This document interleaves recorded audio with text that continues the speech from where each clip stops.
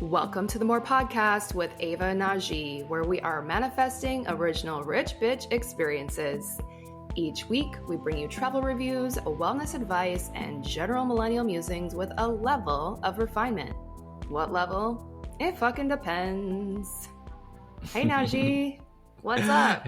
Hey, Ava. How are you feeling today? I'm feeling cold. I'm feeling so cold. I woke up to snow. Ugh. White snow collecting on the pavement. It's a little too early for that, don't you think? Yes, I think it's a lot too early for this. Mm. And so it's just kind of giving, like, I'm glad this is our podcast morning because I don't have to leave the house and we can just live in our own reality here for a little while. Yeah. And I'm just going to try not to look outside. I feel bad for you. Like, I'm sitting here complaining about, like, weather in the 40s. But I also, every time I complain about it, I think about you. And I think about the people in Minneapolis and Chicago that deal with this on the regular. Mm-hmm. But it does not stop me from complaining and wishing I was in LA. So kudos to you for enduring that. Thank you. And kudos to you for having some perspective on it could always be colder. Mm-hmm, But no, I feel you. It's just like, it's that time of year where we're like, wow. And it happens every year. That's the funny thing, but it's still equally as shocking. Yeah, definitely. I just find that as I get older, and I was having a conversation with this about with one of my friends over the weekend. Like, as I get older, I feel like I'm more susceptible to the cold, and I don't really like it as much. Like, I love the Four Seasons. I think it's a great, value add for living on the East Coast and in the Midwest. But I'm kind of over it. So yeah. Yeah. I think so too. I'm like at the ripe age of 32, I'm like rethinking how and where I should spend the rest of my life. Yeah, same. And it will not be in a place that gets cold to the point where I need a coat. That's really how I'm feeling right now in my life. And to just give the visual, like I'm wearing like a fur zip up. Najee is wearing a scarf. Like we're bringing the it's cold energy to the pod today.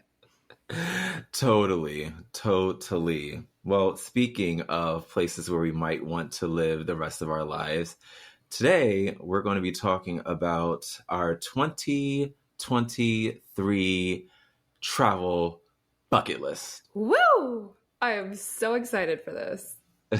Now, some of the places on my list actually do experience the Four Seasons, so I probably would not want to live there permanently. Right. But a lot of the places are super, super great, and I'm just excited to see what we come up with for interesting places that we want to travel in 2023 and beyond. Me too. And I love a travel bucket list. I think that creating one or dusting yours off this time of year can be very helpful. Although, like, we're coming up on holiday season, I always find like having at least one like really exciting trip to look forward to in the next year is like major from a mental health standpoint. And even if you don't have something booked, it's just like getting in that energy of like thinking about like what you'd like to do and where you could go, and knowing that the borders are a little more open than they have been over the last couple of years for travel. Mm-hmm. I think it's a great time to put something on that travel vision board. So, yep, absolutely. Start thinking about it. Hopefully some of our picks will be able to inspire you for your next big travel vacation adventure. I know one of my friends already said, hey, we need to get on a planning call for our international trip for next year. And I'm like, book it. I'm already here for it. Let's do it. Is this the friend that makes the spreadsheets? Yes. Love her. She is a travel planning master. Like, I aspire to be her. Yes. Everyone needs a friend like that. Mm-hmm. So do you want to kick us off, Najee, with your first bucket list destination for 2023? Sure. So in an earlier episode, we kind of talked about how we like to travel and how I think it's kind of more impactful to hit a couple of different cities in one country instead of hopping to different countries during one stint. Yep. So in that vein, I picked 3 countries that I really would love to go to in 2023, and I selected 2 cities in each of those countries. So cute. So the first country is Brazil. I love Brazil. I've always loved Brazil. There's always been something that really kind of drew me to the country overall, Mm-hmm. and specifically to Sao Paulo. Now, when people think of Brazil, they typically think of Rio, which I definitely want to go to. But Sao Paulo actually is like one of the most populated cities in the world. Yeah. I did a little bit of digging and I was just like, wow, it's definitely like the most populated city proper in the Americas, the Western Hemisphere, and the Southern Hemisphere. And it's basically like a huge like financial capital. Mm-hmm. So that's a pretty big deal. But I've always been interested in it, like the mountains. There's like a huge pride parade that happens there. There's a whole bunch of people, which means it's like a little bit of a melting pot of a lot of different cultures and backgrounds, which keeps things interesting. And I've always been a person that loves and values diversity overall, just like diversity in thought, background, race, age, religion, all of that, just to see it all come together. And you'll find a lot of that in huge metropolitan cities. So Sao Paulo's definitely always been on my list. There's a huge park there.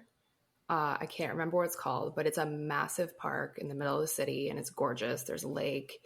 You can walk around it. It's fab. And you have to have a caipirinha when you go. The caipirinha is the national drink of Brazil. And it's made with cachaça, which is an alcohol that they make there out of sugar cane. And this drink is basically just cachaça and a bunch of limes, like fresh lime juice and some sugar. I went there when I was in grad school with a group of like 10 people. Nice. And I'll try to see if I can think of the name of the little spot. But basically, we parked up at this little bar one night and we're like, we need to try the national drink, the caipirinha. And mind you, there's 10 of us. Okay. So the server was like, great, took the order. We all get one. Say we ordered like 10 of them. We're like, what is taking so long? Like, this is taking forever. Like, I think we sat there for like an hour waiting for these drinks. Wow. He came out, he brought them out. The best thing I've ever had. But we realized that they were literally like getting the limes from like the tree in the back. Like it was a lot of manual labor because you put like, I don't know, 7 limes in one cocktail. It was insane, but core memory. And I'll see if I can find the name of it because you'll be obsessed. Well, 2 things I love the most: local alcohol, local spirits. Yeah. And very, very fresh ingredients, because you can definitely taste the difference. So that literally made me want to go even more. Yeah. Because I will wait an hour to have something, because I just know it's going to be top tier. Yes, it is very top tier. And I'm excited for you to have that experience. I love it. I love it. One thing also about Sao Paulo is I think it's like maybe 2 or 3 hour drive to the coastline. So if I were ever to go, I would definitely want to make that drive to the coastline and just chill at the beaches, just to see, the area, the water, be amongst the elements and all that jazz. Yeah. So what's your second city in Brazil? Rio, obviously. Yeah. Have to. Definitely. Short flight, maybe like a 5 to 6 hour drive. Christ the Redeemer, obviously. Definitely a huge kind of like tourism culture there. So you'll definitely see a lot of different people, the mountains, the water, like it's just the beaches, like it's a no-brainer. And it's just like not far away from Sao Paulo. So I'm like totally interested. Definitely want to go to Rio. Definitely want to go to Sao Paulo. I need to make it to Brazil next year, basically. Mm-hmm. Yeah. I loved it, and I think you'll love it too. think so too. Oh my gosh, I need to get like everything that you did while you were there. I know. I'm like trying to think of actually there's a whole Facebook album of Ava in Brazil because that was the era, where it's like, Cute. here's 80 photos from my and I'm put them all on Facebook.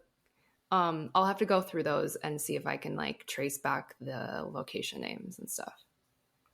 Love it. Because I definitely plan on going sometime soon. Ideally in 2023. Wink. Wink, wink. Universe. Right. Manifestation Nation. Ava, what's the first travel destination on your list? Okay, so the first place on my list for 2023 is Mexico City. Awesome. Similar to Sao Paulo, huge metropolitan area. I think it's population-wise, you're right, Sao Paulo is the largest in North America, or in the Americas, excuse me. And then I think it's Mexico City, and then I think it's New York City. So to give people an idea of how big these cities are, that we're literally sleeping on, like they're kind of a big deal. Yes. So for me, Mexico City, it's similar to London in the sense that it's more of like an intuitive ping. Like it's not really a rational place. But it's something that I've been wanting to do for a while. And when I had my locational astrology reading with KJ last year, I actually had her read Mexico City for me. So that was fun. And what I learned about that is that it's on my Mercury midheaven line. And so the associations of that are, it would be a very busy time for me. Work-wise, Mercury obviously rules communication and social media, which is my career. And so basically the way that she read that city for me, it was like working hard, maybe building systems, like putting in the work now. So like maybe you don't have to do as much later, which really tracks with a project that I want to work on next year. But she also said that it would feel like kind of homey. Like I would feel good there. So yes, I'd be working a ton, but like I'd be able to get some really cool things done and also just feel like the comforts of home. Nice. So I'm kind of obsessed with that. It's also in central time zone. So there's no time change from like where the majority of my people are. And food, hello. Like, I just want to be eating tacos all day. Yes, authentic Mexican. Yes. And like coffee shops, cafes, like I'm ready for the Mexico City vibe. Did KJ spend time in Mexico City or was She that did. a different city? Okay. Yeah. I think she was actually there when she read my chart. Oh, cool. Yeah. And so she was really enjoying her experience there as well. Nice. How long was she there for? I'm not really sure. I think she was in Mexico for quite a while. KJ, if you're listening, write in and let us know how long you were in Mexico for. But there are a lot of other cool cities in Mexico that I think would be interesting as well, to your point of like, spending a longer time in a country. So San Miguel de Allende in Mexico, I'd also like to see there. Puerto Vallarta would be cool, and Sayulita. So I feel like I could find plenty of things to do in Mexico. Oh yeah, Mexico is a huge country with a lot of states. Yeah. I definitely would love to go to Mexico City. That's definitely been on my list. I've always wanted to go to Los Cabos. Ever since I saw the cast of Laguna Beach go there back in the day. Yeah. Shout out Kristen Cavallari. Yeah, shout out LC. Oh yeah. Oh my gosh, obsessed with them. And my sister's been to a couple different cities in Mexico. So I'm like, I need to go because she's been around the country and I haven't been there once. Okay. Yeah. So if I'm there, then you can come visit and we can do a pod. That'd be fun. Extra fun. You're like, my bucket list is getting longer by the minute. Definitely. Like all the time. Ooh. That's the fun part, though. There's no limitations here. No limitations. And it's just like discovering a whole new world and different reasons to basically just travel, you know? Yeah. Did you study Spanish? I did Yeah. in high school, and I took a class or two in college. Yeah. So my Spanish is very rusty, Well, aka. I know, but I feel like, I feel confident enough to say I could speak Spanish.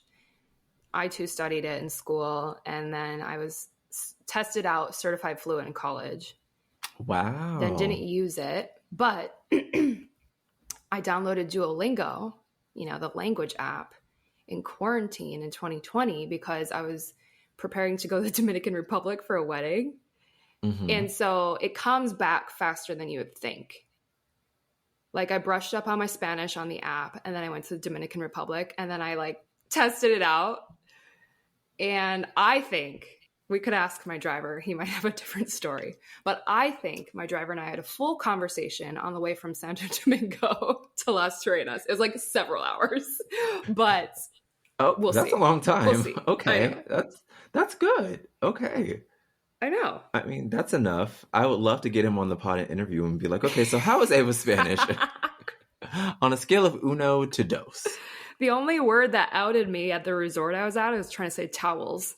And like that word in Spanish for me, it's a no-go. Yeah, I can't even tell you what it is. Wow. It's like toalla. I can't even do it. It's like I can't do it. But I was speaking Spanish, and then I had to say towels because I wanted a beach towel, and then I blew my cover. And then they're like, "Oh," and then they kind of asked about like my language. I was like, "Damn it!" She's an American. Oh, she's an American after all. Whoops. Whoops. Oh well. Anyways, at least we have some Spanish that will be helpful in Mexico. Does not apply, and don't even try it in Brazil. Yeah, I don't know Portuguese.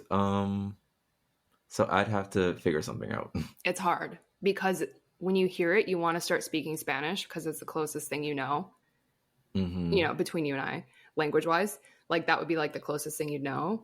Yeah, But it's like they're offended. I'm sure. I'm sure. Like, I'm not doing this on purpose. It's just happening. Oh, gosh. I need to brush up on my languages. Like, I don't have a single place in France on this list this year because I know, like, I would definitely need to learn French. Yeah, that would be rough. Yeah. Thoughts and prayers, y'all. Thoughts and prayers. Okay. So my next spot in the world is Japan. Ooh. I feel like the Eastern Hemisphere is just so different than the culture that we're used to. And it's just always been very, very interesting to me. I always wanted to go to Kyoto, Japan, just because it just seems to be kind of like that historic and cultural center of the country. And they have like a lot of like temples and a lot of like shrines and palaces and stuff. And I had heard that it's very, very kind of like old and cultural because it's mostly been like untouched since like the 6th or 7th century or something like that. Where Hmm. like a lot of like the more northern parts of the country had been like ravaged by either like war or earthquakes. They've been able to keep Kyoto pretty solid. So I'm like, anything cultural, anything historic, anything beautiful, peaceful, zen, I'm totally here for. So I definitely would love to go there, learn a lot about, the history of the country, and really see a lot of the traditions that is steeped within, Japanese society that you might not see in Tokyo. Mm-hmm. So I know Kyoto's like a really, really huge tourist destination for that. So I'm just really interested and intrigued to go to Kyoto and kind of like see and learn all about all that. And is there a lot of like nature there? Tons of nature. They have Yeah. like little canals throughout the Mm-hmm. city. Beautiful, beautiful trees, and little mountains kind of surrounding the area as well. Yeah, I can definitely see you there. And Japan just opened up for travel, right? Yeah, Like I a got the couple weeks email. ago. Mm-hmm. Like So very recently. it's on the table. It is on the table. So I'm very excited that 2023 is coming and Japan finally decided to kind of open their borders. Because for a while, people didn't really know what was going on over there from a COVID perspective.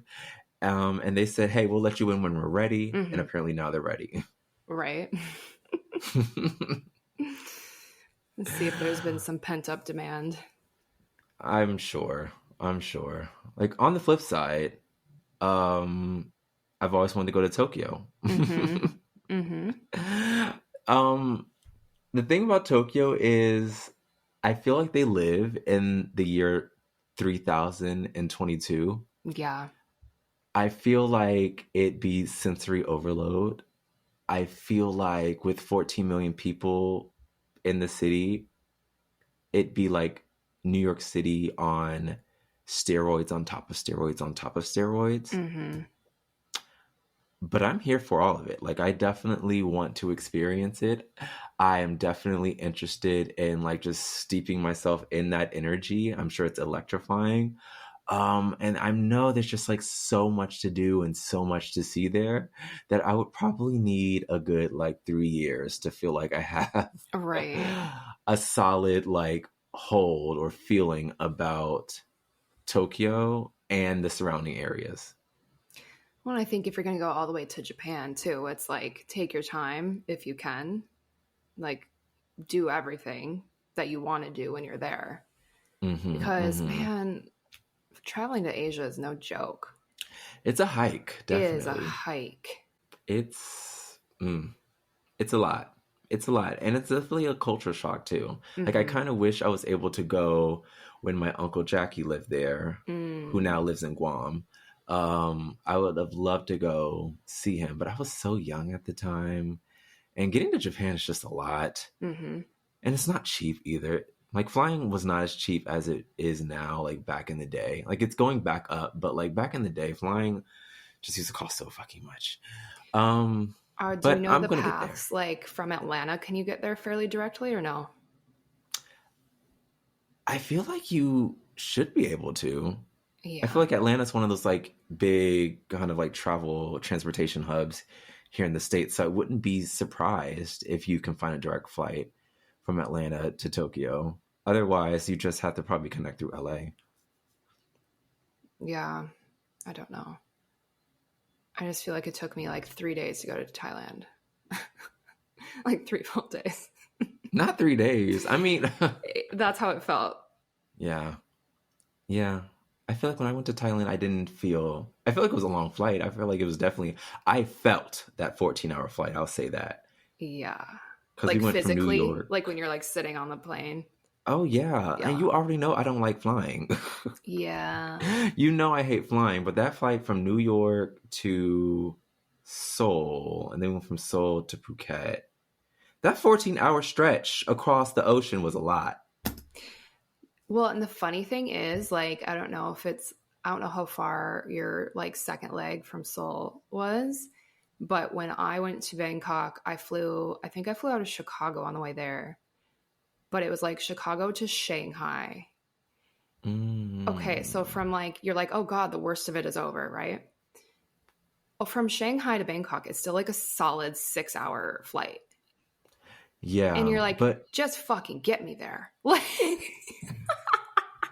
Like that's the short leg. You're like, what is happening? uh, yeah, but I mean, you already went through the 14 to 16-hour flight, so kind of 5 hours feels like it's nothing in a way. It's One would just, hope. I mean, yeah. Like at this point, like I've made the drive from like Atlanta to DC so many times, and that's like a 10-hour drive. So when I went from DC to Philly recently and it was like 2.5, I was like, oh, this is nothing. Right. Perspective, long story short. There you go. There you go.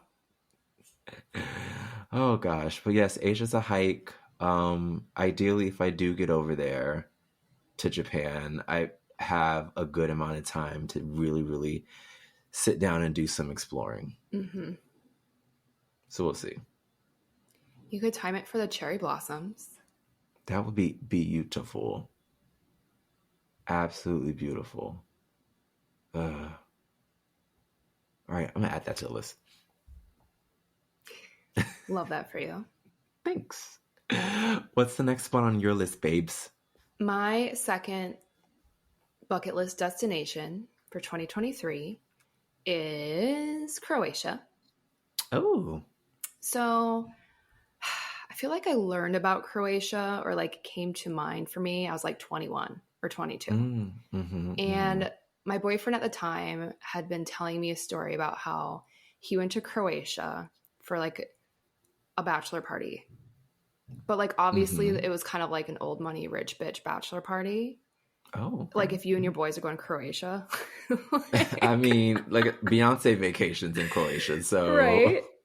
I'm just saying. Right. And so but I just remember like him telling me like all about like how like all the like cool sailing things and everything that they did. And I'm like, Croatia. Then, I started working at the hospitality company. And I also feel like Croatia was like one of those destinations we used to just like hustle. We like talk all about it on the socials. Like, I don't know how many blogs I like semi wrote or proofread about Croatia. And so it's like, I definitely want to go. My reservation though is like, I've heard from many people that at least, and you can maybe confirm or deny, but I've heard from many people that at least like Dubrovnik has gotten really, really touristy because they filmed the Game of Thrones there. And now all these like Game of Thrones junkies are pouring into the city and like giving it Disneyland vibes. Yeah, I think there's like a museum there now. Yeah, I don't like that. The locals don't like it either. Yeah, I don't blame them. I mean, what the fuck is that? Totally understand. Like, ugh. Right. So initially I was thinking Dubrovnik and Split. Do a little best of both worlds. Maybe hit the national park with the beautiful waterfalls. Yes. The name I'm blanking on, but you know what I'm talking about. Yes. And there's a wine hotel and winery that I want to visit in Croatia. It's called the Meneghetti. Cute. And it's a winery and wine hotel on location. And looks like just really relaxing rich bitch vibe. Like all of the kind of cottages have their own pools, private pools. You can go like bicycling through the vineyards. You get delicious meals and wine every night. I'm like, I would like to do that. There's definitely space for that in Croatia. I think there's a lot of like opportunity to have rich bitch experiences there. It just costs money. And also Croatia does get like very touristy during the summertime. Like, I went to Split earlier this year. Yeah. And split your feet on the rock beaches. Yes, all that in Hvar, which the water was beautiful, but I'm like, don't swim in it. If you want to get your feet cut up, or if you're like a really good swimmer, you just don't need to touch the ground, whatever. But just very, very like touristy. There's like a lot of people in the streets all the time at all hours. And it was just like very strange. Was it warm enough when you were there? I guess it was hot. It was like peak summer. I forgot. I was thinking for some reason it was fall, but no. Like it was very hot. We were able to kind of speak with some of the locals on like the history and the things that they see. And they always suggested coming during like the shoulder seasons or even off season because it's like really hot in Croatia or in Split during the summertime, but it's actually not that bad during the winter times. They said the average temperatures were typically like in the 50s, 60s Fahrenheit. And there's like a cool breeze and you don't have all the crowds. So I mean, that's another way to experience it. Yeah. And that's an interesting point because I think what people forget, I think it depends on whether or not you want to swim, because I think what people forget is that, and this happened to me in Italy, I was there at the end of October. Well, swimming season is closed. Like, it's not a year-round thing because, okay, when it's 50 degrees, people are definitely not swimming in the ocean. No. And a lot of like the supporting services to like have those nice swimming experiences. So like beach chairs or whatever, like beachside restaurants, they're actually seasonal in their hours. So I Mm-hmm. learned that about Italy when I was on the Amalfi Coast, and I was like, damn, which I never really would have thought of. And so I think it's similar with Croatia. It's like, cool, I could hedge it and go maybe in October, but like if I wanted to swim, that might be a little too late. Yeah, you'd have to settle for like a very kind of nice luxe boating experience Yeah. without really getting in the water. Which I'm cool with too, because frankly, like I don't really like swimming, but when I see pretty water, then I kind of want to try it out. Yeah, I just want to like touch it. Yeah, Yeah. totally. Yeah. Like I don't need to be fully submerged, I'm allergic to water. Um but that's the thing. It's just a little I don't want to be in tourist vibes, but I still want to see Croatia. Yes, go during those shoulder seasons because when we went peak summertime, it was very overwhelming. Hmm. Beautiful, but very like just overwhelming. But it was interesting hearing all the different like languages and where everyone kind of came from. But I'm like, there's a lot of fucking people here. Yeah, no kidding. And it was very hot. Very hot. Yeah. Like 90s, right? Yeah. Hmm. Very sunny. And I was just like, oh God. That'll do it. Woo! That'll do it. Croatia's an amazing spot. I'd love to go back very, very soon. Absolutely. Cool. We'll add it to the pod. Add it to the pod. Add it to the pod. What's your next bucket list item? So my third and final is going to be South Africa. Ooh, that's another big one. Yes, I've always wanted to go to South Africa. I know one of my really, really close friends went a couple of years ago. Every time I see someone on any of my social feeds go to Cape Town, I just want to cry in a corner because I'm like, I'm gonna be there one day soon. I'm coming. Everybody wait. But I've always wanted to go to South Africa. Cape Town obviously is one of my primary, destinations that I really, really want to go to. Mm-hmm. I learned that it's one of 3 capitals of South Africa. Really? Yeah. Apparently, their like judicial, legislative, and executive branches are split between 3 cities. That sounds wild, but maybe they're onto something. Maybe. It's very, very interesting. Not too many countries do that. But I've always loved Cape Town. They have this huge coastline with all these beaches. They have like these mountains. It's obviously one of like the most visited cities in the entire continent of Africa. And you have the Cape of Good Hope. I've heard people do whale watching down there. There's just like a lot of stuff to do and just looks absolutely gorgeous. And I just need to get there because I'm tired of everyone I know going there and not me. Yeah.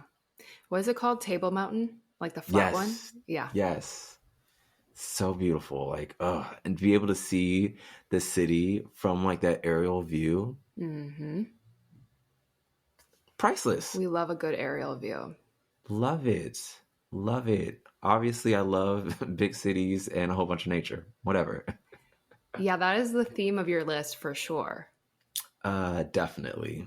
Definitely. I love nature and I love places that have just a melting pot of different cultures, like just really nice, big cosmopolitan vibes. I'm so into that because it's like when you go to the city, when you go to cities versus like tourist destinations, like the other city I really want to go to is Johannesburg. Okay. But we all know Cape Town is like the tourist destination for the country of South Africa. But I really want to go to Johannesburg as well because it's huge, cosmopolitan, metropolitan vibes, like lots of culture, lots of history, and lots of people. And when you go into these places where a lot of people live, you kind of leave those tourist vibes at home because a lot of these people, this is where they live and this is where they work. So you're really getting to see kind of like the energy of what that city is giving and what the area is giving because it's less touristy and it's a little bit more corporate. Like it's a corporate transient area where people are coming in, they're working, they're making business deals, they're making money, they're leaving. and that there's people around there supporting the economy to do that. So I think that's always been super, super interesting. That's another reason why I really, really also just really wanted to go to Johannesburg. Shout out to Josie. And just really kind of see the vibes and see like what it's giving and like feel the history out. I definitely want to go to the apartheid museum there, get my learnings in, and just, I don't know, dine at the restaurants, meet the people, and see what South Africa is all about. I really resonate with that, just the city perspective of things. And I think that's why it's like, we're like, Sao Paulo, Mexico City.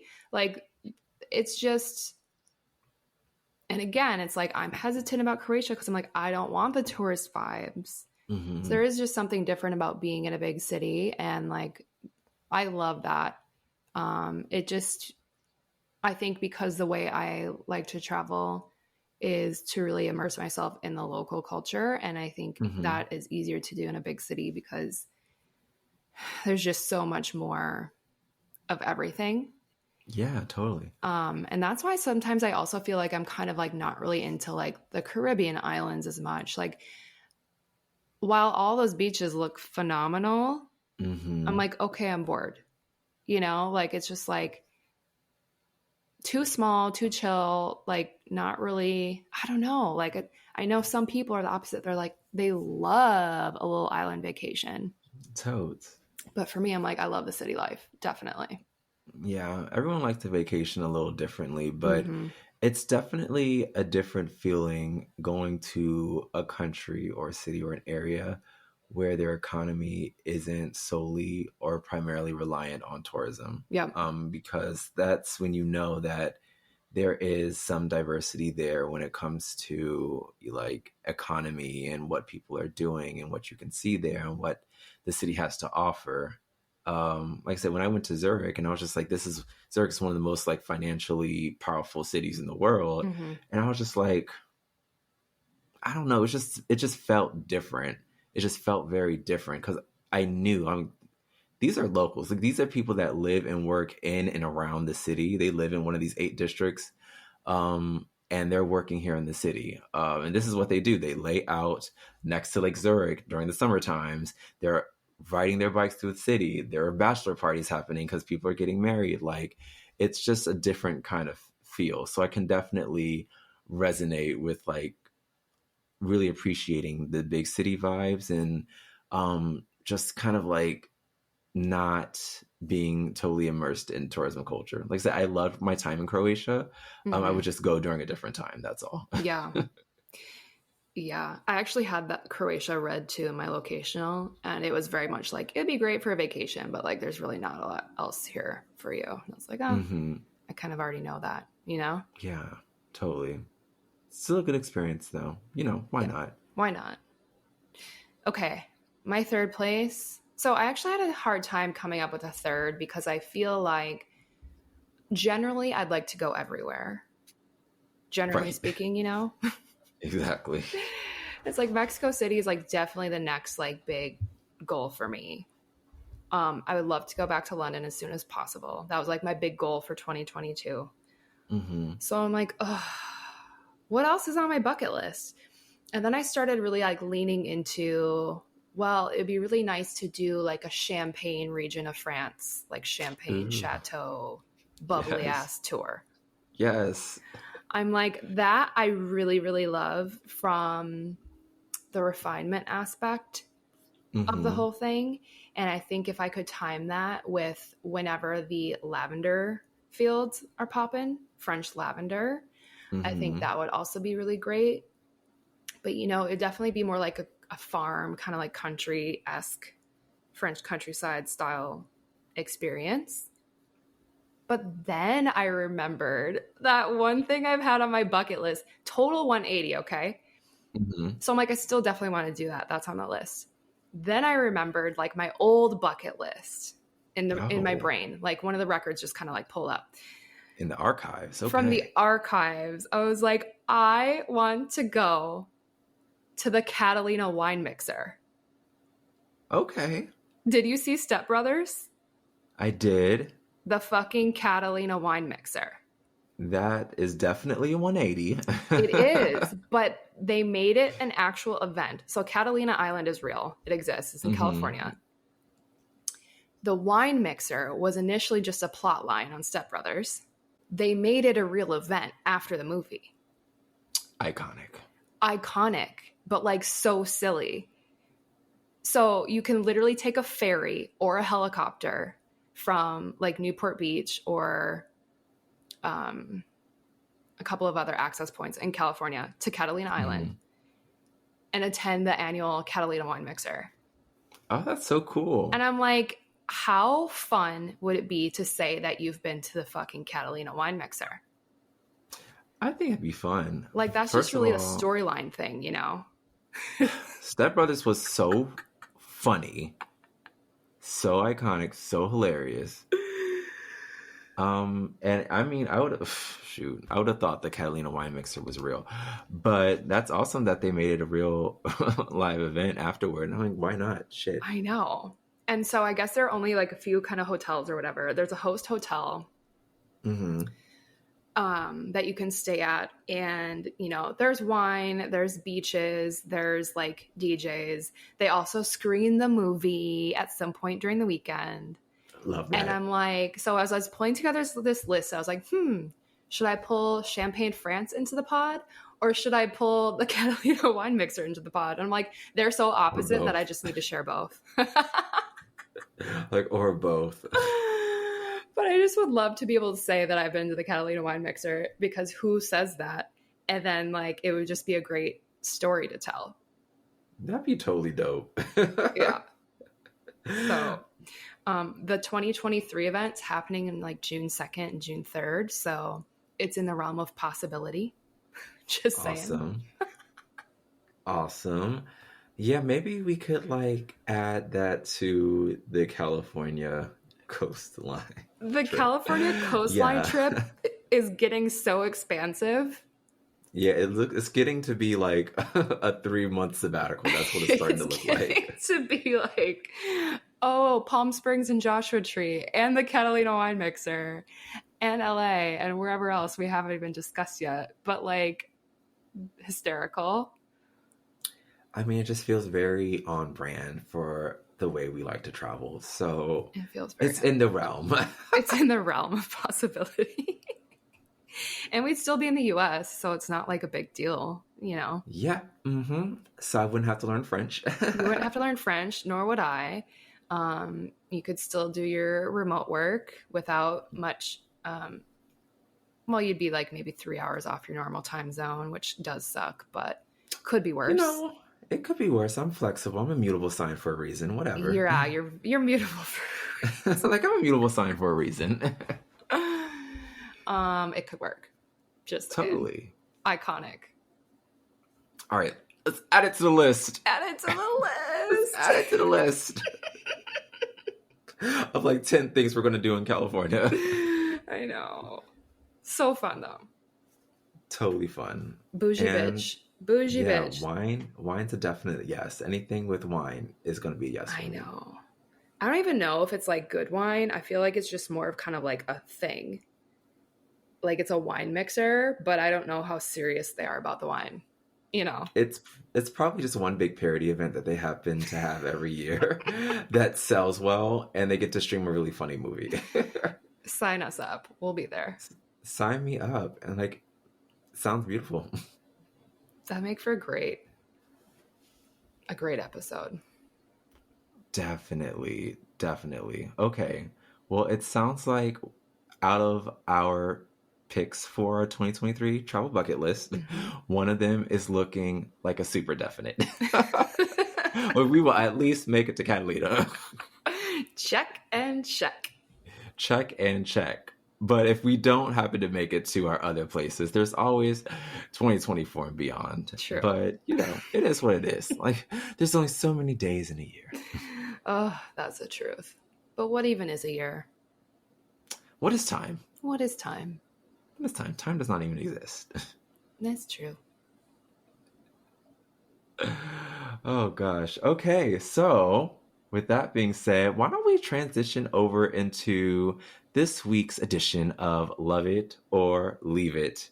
Ava, can you tell me what you're loving and leaving this week? I sure can. Okay. This week, I am loving acupuncture. Ooh. Over the weekend, I had my first treatment since before I started traveling. So it's been since like June since that I've had acupuncture. Wow. And that was just so nice. Like, ideally, I'd be doing it once a month. But I'm kind of partial to my acupuncturist, and so it's not as easy to just kind of like book an acupuncture appointment and travel. Yeah. So that was really nice.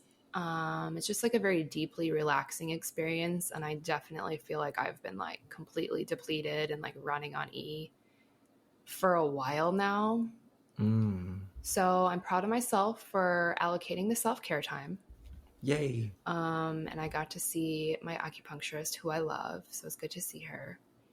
Her name is like Jalashri. Yeah. Jalashri. Yeah. Yes, we love her. She's the best. And a friend of the pod. Yes. And so that was really nice. And I was like, oh, I just missed it so much. So nice. I love Self-care is very important. It is. I'm glad you were able to get back into that. Me too. And I already booked a December appointment, so I'm looking forward to that one. All right. Ooh, in terms of what I'm leaving this week, like we already kind of talked about the snow, so that's a no-brainer. But I'm looking forward to shifting into Sagittarius season because Scorpio season it doesn't suit me. Never has. It's too shady. It's too dark. It's too depressive. I just hate this time of year. Well, we're almost done with it. I know. We're almost there. I know. It's been a struggle. Yes. We're going to be moving into another time of change, moving out of fall into winter. So it's time to bundle up. I know, but I do love like the next series of seasons, astrologically speaking. Like, give me a Sag, give me a Capricorn, and then give me Aquarius season. Like, I will be a happy camper for the next 3 months. Yeah, I feel like I'm supposed to like Sag because they're also a mutable sign, but I'm not the biggest fan. But I'm cool with Capricorns and Aquarius. So we'll be all right. In the words of the great Ariana Grande. We gonna be all right. Yes, God. Well, what about you? What are you loving and leaving this week, Najee? Well, this week I am loving The Peripheral on Amazon Prime. I think it's like a really, really weird show that's like post-apocalyptic. So basically it's like about this girl who's like, the timeline is slightly in the future, but then she uses some type of like gaming reality headset to data transfer herself even further into the future, into London. And then we learn that she's data transferring into basically a post-apocalyptic world where there was like an electrical power grid failure, then some type of like meteor crash, and then like a huge disease that wiped out like 80% of the population. So it gets kind of trippy after that reveal. But no I'm spoiler alert. Oh fuck. Okay. Just ignore all that. But it's less about that because that reveal happens actually pretty quickly. Okay. But then it's just like everything that happens afterward. So if you're interested in post-apocalyptic life and with a twist, watch The Peripheral on Amazon Prime. I feel like that would give me anxiety that I don't need. It's just a lot. Like, it's very aggressive. Like, when they revealed all that, I was just like, okay, I think one of those would have been enough. 3 is very aggressive. Yeah. and over the top. Well, it takes a lot to entertain us these days. We've already seen so much, you know. Yeah, you know, I'd like to think that I'm a very simple kind of guy. Very simple kind of taste. And all those disasters just feels very intense. You know what I mean? Yes. Yes. So yeah, the peripheral is interesting. I'm still watching Abbott Elementary, you know, whatever. Yes. So this week I have to leave the Phillies losing the World Series. Ooh. Yeah. Apparently from the articles I was reading, the city and the team itself, really, they weren't expecting to make it that far, but I would have still loved to see the city in chaos for an evening Yeah. to celebrate the Phillies. But shout out to the Astros. Houston's a cool city, even though Texas is a terrible state. And yeah, we're just going to leave that. We'll see the Phillies next year. The Eagles are still going strong, so maybe we'll get a second Super Bowl. Right. Fingers crossed. Okay. So if you were to rank sports, like what do you enjoy? Like what's your top 3? I'm going to be very clear. I don't watch sports Okay. at all, ever. But I love how excited the people get about it. I love having a favorite team associated with a favorite city that's associated to travel. So that's always fun. Okay. Yeah, I don't watch sports. I don't enjoy watching sports. I just love the fanfare around it. Like the FIFA World Cup, we don't even do soccer like that, but I'm all about it, you know, every couple of years. For the home team. Always. Okay. Like I'm all about it. So just to be clear, Najee does not watch sports. See, that was going to be misleading, and I'm glad we clarified that for our listeners.